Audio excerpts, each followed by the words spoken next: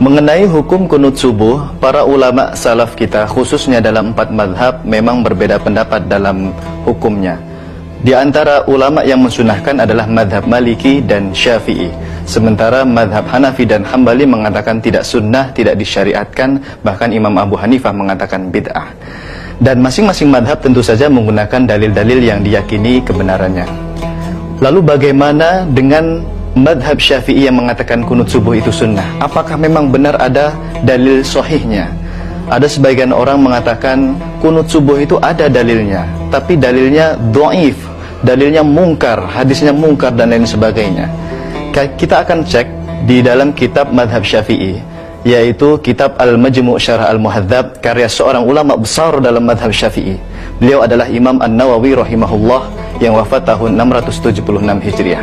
Dalam kitab tersebut beliau menyebutkan, wahtajja ashabuna bihadithi Anas radhiyallahu an, anna Nabiy sallallahu alaihi wasallam qanata syahran thumma tarakah, fa amma fi subhi falam yazal yaqnutu hatta faraqat dunya.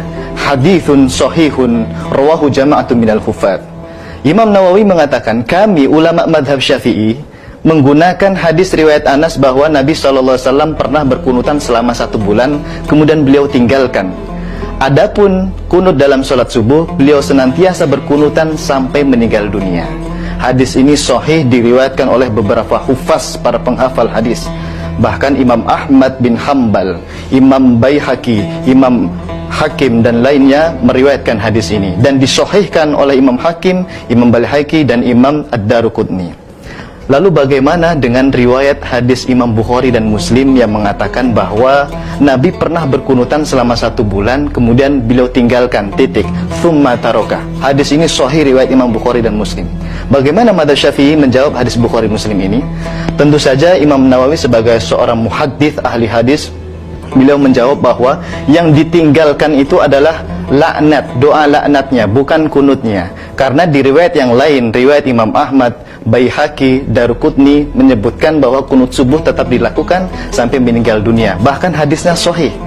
Kemudian mungkin ada yang berkata, bagaimana dengan hadis riwayat An-Nasa'i dan At-Tirmidzi yang hadisnya juga sahih, mengatakan bahwa ada seorang sahabat bertanya kepada bapaknya, wahai bapakku, engkau salat di belakang Rasulullah SAW, Abu Bakar, Umar, Uthman dan Ali, apakah mereka kunutan dalam salat subuh? Dijawab oleh bapaknya, aibunai fahadathun, dalam riwayat lain famuhdathun, wahai anakku, itu adalah perbuatan yang diada-adakan kunut subuh itu. Hadis ini sahih riwayat Tirmidzi dan Nasa'i. Bagaimana madhab Syafi'i menjawab hadis ini? Tentu saja Imam Nawawi mengatakan bahwa riwayat sahih mengenai adanya kunut subuh tadi itu lebih didahulukan daripada riwayat yang meniadakan kunut subuh. Bahkan periwayat atau rawi yang meriwayatkan hadis kunut subuh yang sahih itu lebih banyak perawinya daripada riwayat yang mengatakan tidak ada kunut subuh. Itulah jawaban dari madhab Syafi'i, dan memang benar hadisnya sahih mengenai kunut subuh itu. Tapi sekali lagi ini masalah istihadiyah, bahwa para ulama berbeda pendapat dalam hukumnya dan masing-masing menggunakan dalil yang diyakini dengan kebenarannya. Sekian, terima kasih. Wassalamualaikum warahmatullahi wabarakatuh.